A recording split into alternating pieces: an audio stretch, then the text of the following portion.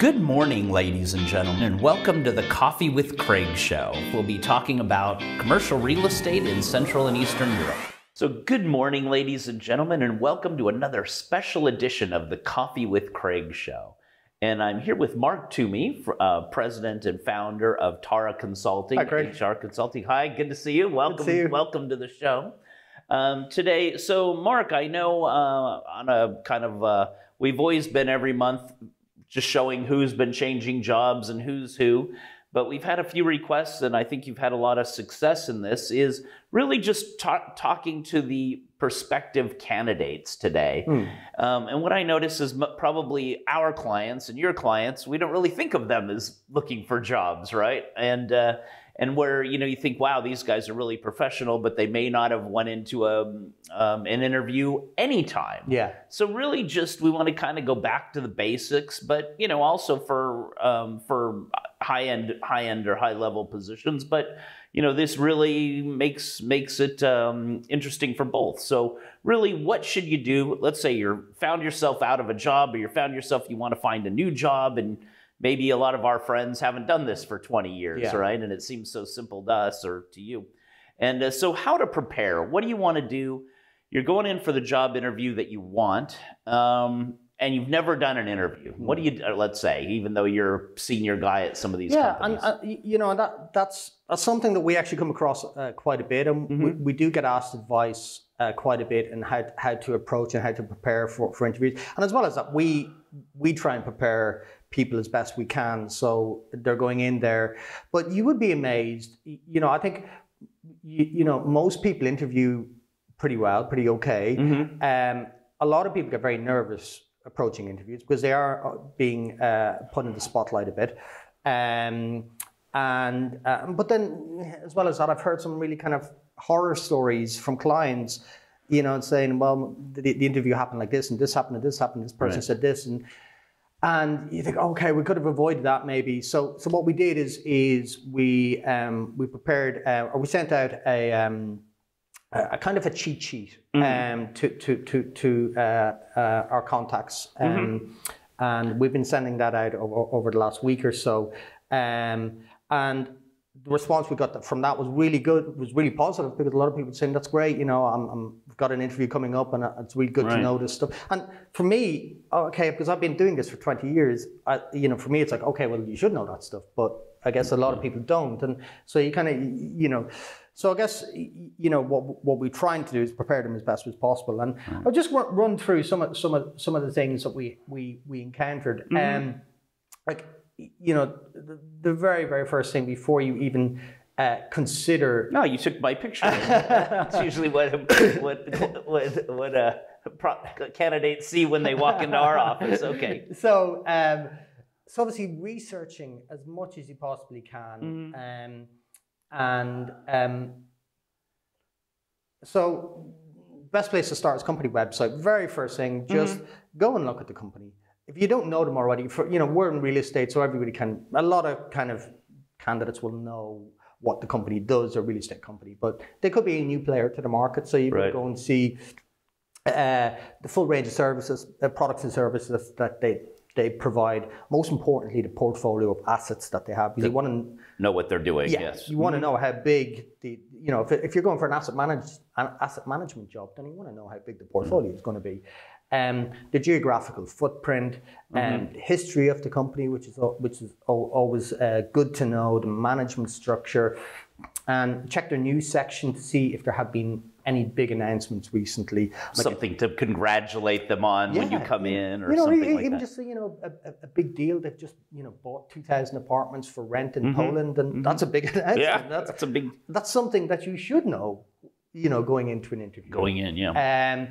Also, what I found as well is you know, LinkedIn tends to be a more fluid information source, because unless you have a very, very efficient webmaster, are they even called webmasters anymore? Back in the 80s.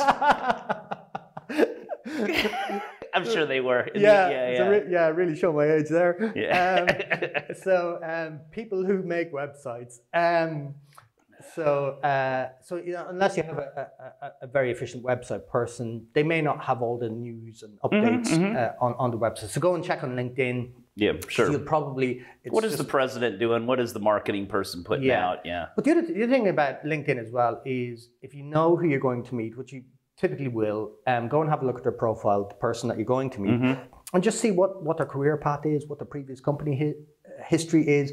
Maybe you've worked with the same people. Maybe you've worked in the same company in the past. Maybe you have something in common to talk about. Yeah.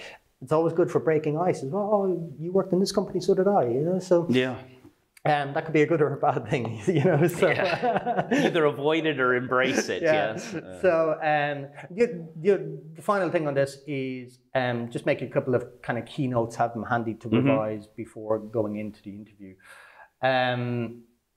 Moving on then to punctuality, and like I will say on punctuality is just don't be late. It's such like a big black hole here, Yeah. I've been to so many meetings 20 minutes early and the other guy comes 10 minutes late.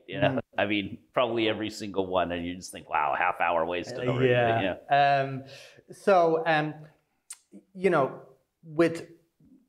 Now we're in the world of online interviews as well. So now we have two types of interviews. We have face-to-face interviews, and we have online interviews then as well. So starting with face-to-face, look, get there a good 10 minutes before the interview. You don't want to be running in with 2 minutes to go, covered in sweat and out of breath. So get there a good 10 minutes before, settle yourself, use the bathroom if you need it.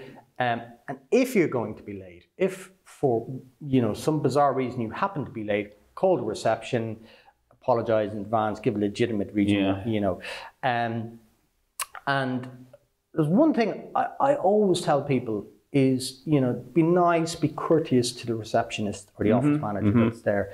Because I think a lot of people underestimate the receptionist and office manager, their function, and they maybe ask for an opinion of you. How did you behave while you were waiting? And it does happen.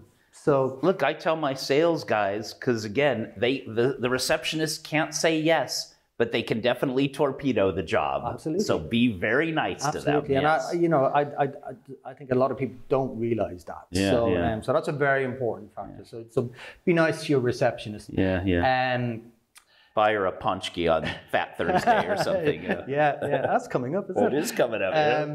So now just moving on to video calls, because this is something that video interviews has really just emerged really since COVID, because I don't remember that many video call or video interviews before COVID, but now it is really, I would say it's more than 50% of the interviews. I mean, before COVID, we would do video calls with people we didn't really probably not want to meet. It wasn't that but serious, now these are really just serving as the first interview. And saving time and travel and all that. But just for video calls, so we'll just make sure you have a space for yourself where there'll be no distraction from other family members or pets. I remember the BBC had an interview with a weapons specialist guy, and you remember the one where the kid came in the background and the wife came in chasing grabbed after. him. So it can happen, but and as well as that, as Poland is great for when your neighbour is making a remont in next door. If it's going to be noisy, you can find another. Well, also, I think it's always good if you do just take a look at how you look, because I notice what people are doing is they're looking down at the screen. All they'd have to do is put a few books under, because you don't really want to be looking down, which we normally do. So it's like prop up your computer. Make sure you're not backlit. If you don't have lights that we have that'll make us front lit all the time, just close the blinds and make it darker behind you so that... excellent. And I should have put that in, so thank you for that. And if you have some of those little beauty lights, just throw them on, maybe the wives are using for makeup, because it does just make you look more professional. Absolutely. And the other thing to check, and I've fell foul of this, is the conference link, because we have so many different platforms now. We have Teams, we have Google, we have Zoom, we have whatever, and you know, so just make sure that you have an account on Teams, say, for example. Make sure you're logged in, you know your password. You know, kids logged me out one day and I couldn't log myself back in 5 minutes before a meeting. And the 10,000 euros goes to, oh well. So it does happen. So just make sure that you're set up, you know, at least half an hour before the interview, you're logged in and all systems are working. And a lot of people use Bluetooth headphones because it's just better to hear and better audio quality. But just make sure that they're connected correctly to your... Right. So test it out 5 or 10 minutes ahead of time. So you're not on the interview going, can you hear me? Can you hear me? Can you hear me? So, and then just, you know, have a glass of water, open a window beforehand and get some air. So moving on to the actual interview itself, you know, the way I look at interviews, yes, you know, the company interviewing is they want to see if you're a suitable candidate for their company. But, you know, this is a shared process as well, because you, the candidate, you want to see if this company is going to be interesting for you. So, so you shouldn't feel like, you know, you shouldn't feel that you're being given the Spanish Inquisition. There will be a lot of targeted questions about your skill and experience, but this is a shared process.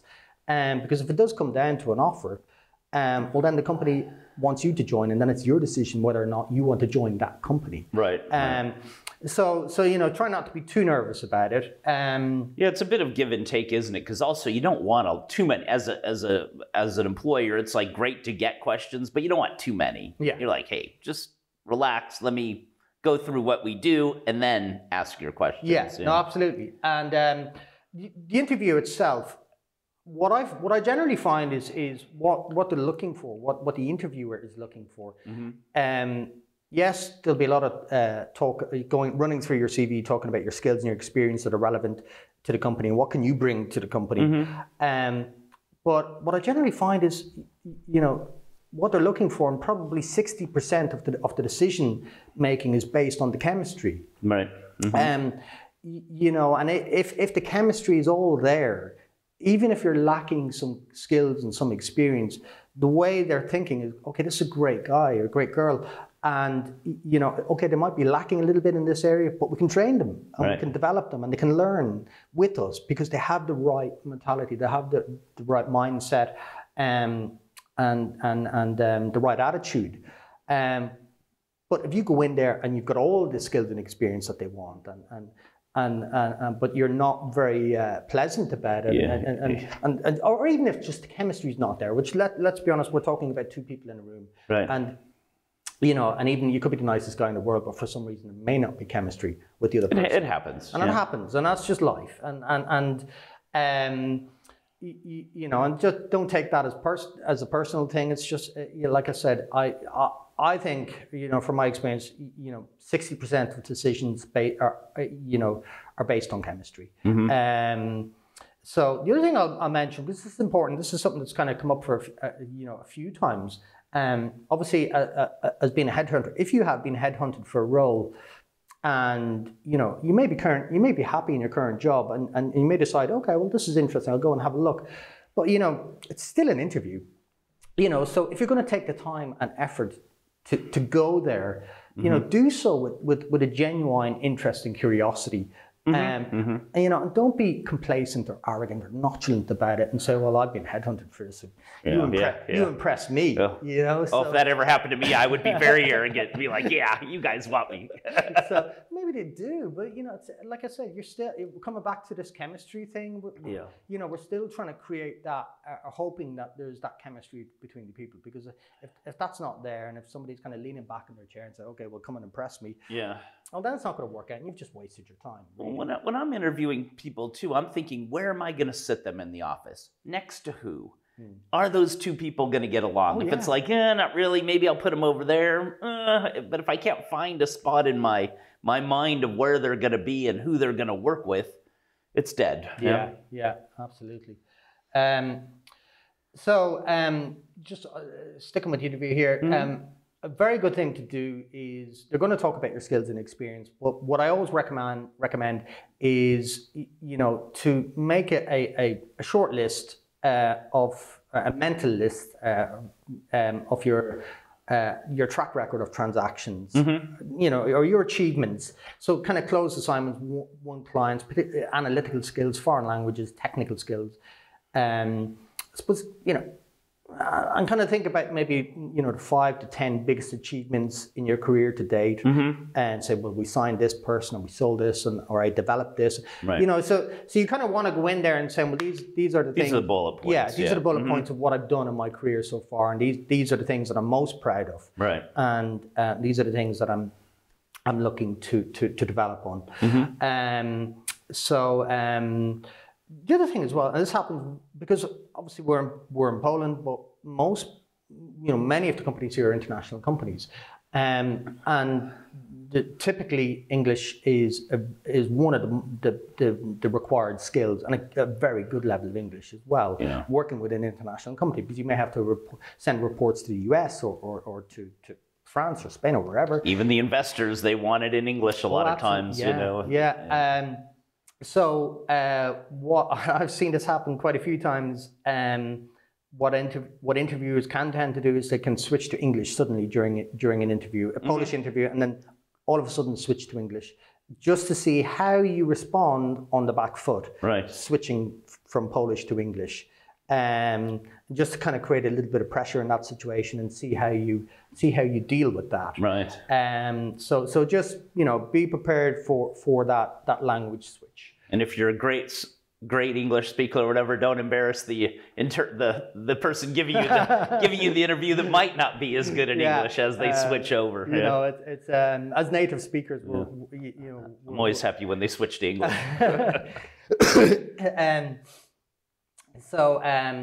Just some of the questions that you can expect on the interview, and these are the kind of key ones that I've kind of picked out. A key question is, you know, why you have left your previous employers. You have to be prepared to give up what the good, bad, or ugly answer you need to come through. Right.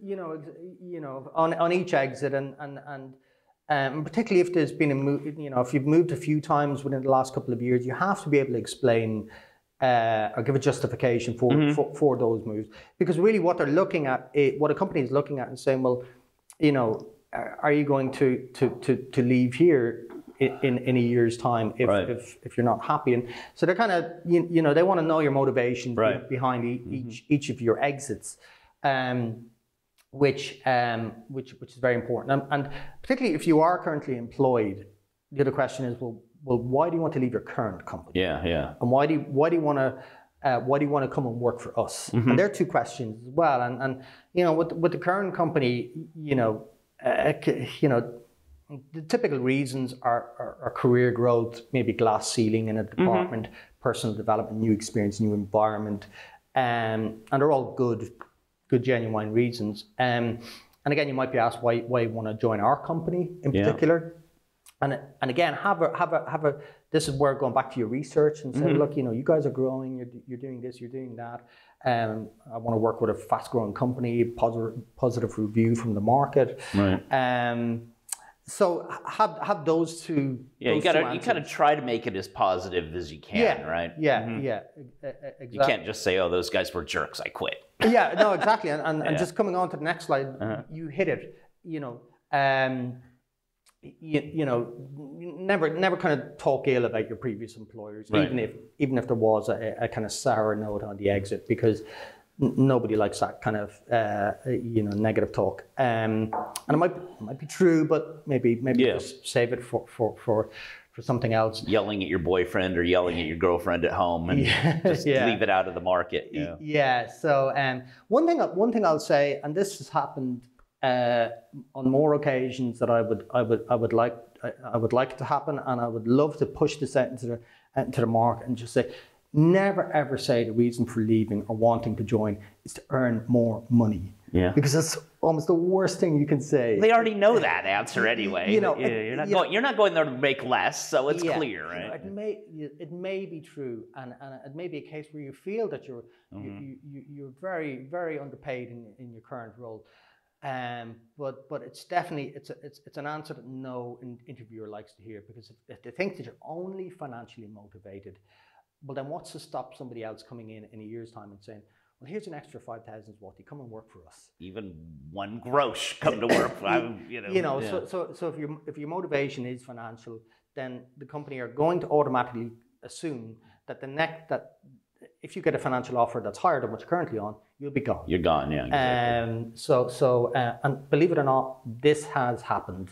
Oh, I imagine. I mean, I imagine it's in there, especially if they're sitting in a company that they're angry for a couple of years. They've been making the same, and it's like they're just dying to tell somebody they want to come join to make more money, right? Yeah. So, but you can easily put that into more opportunities or more job growth, or just say it more professionally, right? As you grow, the money grows. So it kind of goes hand in hand. You don't have to come out and specifically say it. So speaking of money, then if the question of salary is raised, be prepared to have an answer. If they say, well, what are your salary expectations? You may not get it in the first interview. It maybe a question that may come up in later interviews. Right. Sometimes it does come up in the first interview. But just make sure that you, I would always recommend just talking with your recruiter and asking your recruiter, well, if I do want a salary raise, how much should I be asking for? Right. Find out your own salary level on the market. Are you above or below or on the level? Yeah. And find out. I would typically say, if you're asked that question, it's pretty reasonable to ask anywhere between kind of 10 to 20% of an increase into the new job. The new job, and I think that's the general expectation. So the headhunter who's introduced you will have already spoken to you about this, and they will have provided the company with a guideline, some idea. Yeah. So the thing is to make sure you stick with that. And again, I've had some kind of a few kind of horror stories with this, where the guy has gone in and he said, we've agreed that he would like to earn 20,000. In the interview, he's gone in and said 40,000. Yeah. And the client is calling me back saying, hey, Mark, he's really good, but I thought you said he's looking for 20,000. He told us 40,000. So he went home and his wife yelled at him, and now it's 40,000. Yeah. So you just we've got to work in tandem here, and stick to the script. Right. Don't raise the salary discussion voluntarily, because don't raise it. Don't raise it. Yeah. Okay. Because I always say, in the U.S. it's always like, even if you publish a little ad, it always says this is the salary and this is the job, this is the salary. And when I came here, I was like, wait a minute, you don't want to tell me how much you want to make? And I don't what are your expectations? I can never get an answer out of people. I mean, most of the time. A lot of people are very shy about talking about money as well, and particularly when it comes to asking for money. And that's maybe another show that we can do another day is just the salary, on the salary, the negotiation process, because it is a little tricky. So maybe we'll come back to that one in the future. So in terms of questions, then what we want to obviously, as we're getting towards the end of the interview, and there's been a lot, you talk about your experience and you talked about what the company does, what the role entails and all. So then it's your question time, and as I said at the start, this is a two-way process. So you have to decide if this company is the company that you want to work for. Right. And probably by now Yeah. Let's say. So a company may sometimes, a company an interview may ask this question just to kind of see just to test how interested you are about the role and about the company. And so if you have any questions, and you could say no, and that's fine. I understand everything. I got everything. But I think the interview is kind of hoping that you will have something that you will show a little bit more interest and curiosity. Well, it's a chance for them to see into your mind. What are you thinking about, right, as a potential client? And this is the safe space. You don't have to be afraid here. You don't have to be nervous here, because it is your time and it is your career. And you do want to ask the questions, even if it's just kind of clarification or further explanation about the role, about the company, about the culture, about the personal development that you may expect. You know, so it's good to kind of get those questions out, and at least then you can kind of leave that interview feeling that you know this company and you know what they're all about. Now, the one thing I will say is that, you know, most interviews tend to run around 45 minutes. So you've got to watch your clock a little bit on this. And you know, they may, you know, if you're at 45 minutes and they say, well, if you get any questions, you know, definitely try and keep it within an hour. Don't go nuts. Don't 2 hours of questions. Typically, there'll be a few rounds of interviews. So if your questions aren't answered now, if the interview is successful, you will get another chance to ask further questions. Right. So, and I've seen on that too, some questions, some of the people, I mean, by the questions they asked, it really killed it. It was almost like, is it okay if I'm late? Is it okay if I come in at 9:45 instead of 9? I'm like, you're asking me that now? Of course it's not. Yeah. It's like, I see we've already got a problem. Yeah, I mean, You know, it is kind of I mean, fair enough, they want to know, if they can come in late. I'm like, this is not the time to be discussing whether you can come in late, but good that that's what you're focused on. Well, you know, a lot of these questions now, when we're talking about the home office situation, and that is a big question. That's another big debate that's going on right now. Home office versus the office environment. And again, that's a big question. Okay, well, you know, what is the strategy now? Right. Or what is the policy? You know, can I work from home for a couple of days? No, that is the questions now. If it's not the expectations, even, right? Oh yeah. So after the interview, after you've decompressed, I always will recommend this is just a little thing. It's optional. You can do it if you want, but I would recommend it. Is when you get home in the evening, you probably have a business card from the person that you met. Just send them a little email and say thank you. Thank you for your time. Thank you for meeting me. How much you enjoyed the conversation. It's just a little thing, but it's a good thing. Because it just shows that you know you're a person who likes to follow up and just even with a thank you note. Right. And it's a small thing, but it can be quite big. And also just contact you if you're working with a recruiter. Contact your recruiter after the interview, and just let them know how the interview went. Because you as a recruiter, you always get two interesting probably angles on it. One from the candidate, and then you call your client and go, "What do you think?" And you would hope that both of them align, and the candidate says, "Yeah, it went great. I was really happy, really comfortable," and you would hope then the client says the same thing. It doesn't always work like that, but yeah. So you know, because when a client calls me, the first thing they ask me is, "Oh, have you spoken to the guy or the girl after the interview?" So it's always good for me to have that information from the candidate first to be able to relay that on, you know, or discuss any issues that maybe kind of came up during the interview from the candidate side, and sometimes you may have to kind of smooth out any misunderstandings that went on through the interview and just to help the process. Well, a lot of times it's just language, right? So people will say stuff to me, and I'll be like, what the hell are they talking about? And then I realize, okay, this is what they're trying to ask. Okay.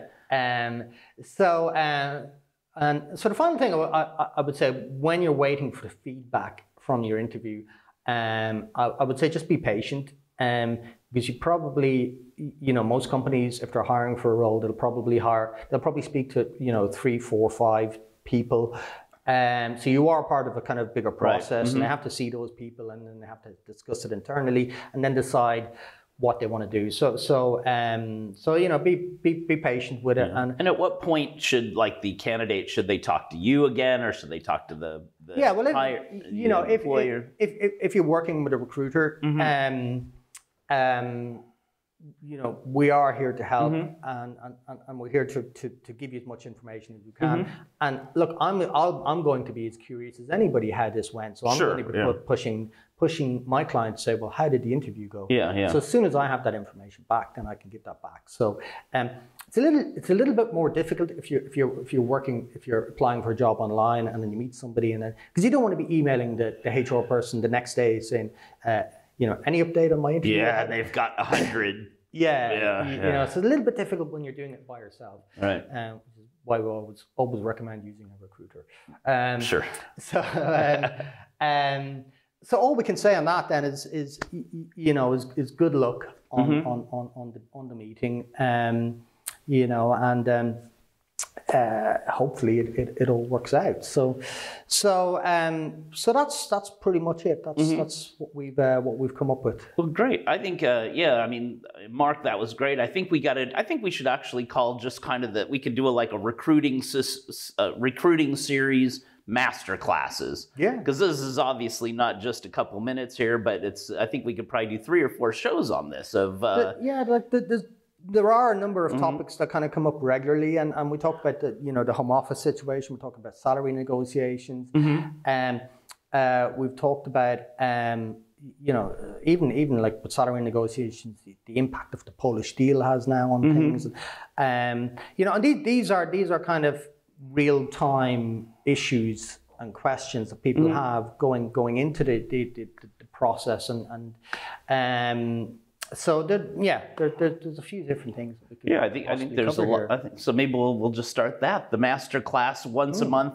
Good idea. And I think we can cover a lot of things, and also from the employer's side, right? How to a lot of these guys are great in interviews because they've just read your stuff, but maybe they're not the right guys for the fit. And how can the interviewer or how can the HR director maybe pick through these a little bit better? Yeah. Or what do you do when you get all, that's obviously your job too, make sure that it's the right person, because we've seen, and I think all of us that have been around, 20 years, we've got that one unfortunate hire that's there, and they just can't be positive in in their new job or something. Might also be an idea if we brought in maybe some HR managers from the industry as well to maybe talk about some of these these issues of how they dealt with. Oh gosh, if you've been hiring long enough time, you do run into the wrong one, or became the wrong person, and how to I don't know how to try to make them feel better, or maybe there's nothing you could do. So if there's any HR managers out there that would be interested in coming on and talking to us, please by all means drop us a line, and we'll be happy to talk to you. Also the cheat sheet that we sent out, if you haven't received it, just ping us a message, ping me a message, and I'll be more than happy to send you out a copy of the Word version of the document that we sent out. Oh, that's great. So Mark Twomey, thank you very much.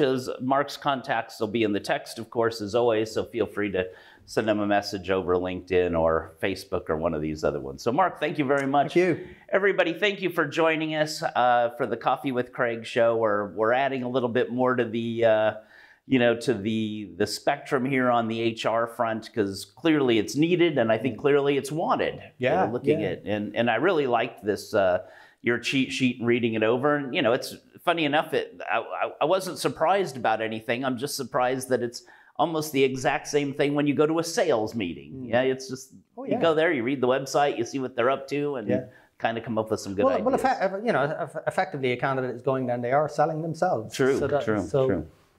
Well, Mark, thank you very much, and everybody, thank you for watching the show. It's a little bit more than 10 minutes, but that's because these are the super master classes of HR. Hopefully a bit of fun, but you pick up some information as well.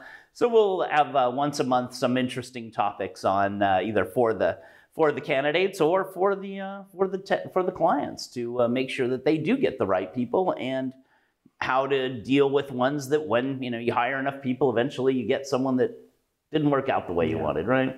And so enjoy the rest of the day. Thank you all for joining us on our Coffee with Craig Special Edition HR Masterclass. Click here to subscribe to the Coffee with Craig show, and don't forget to share it with your friends.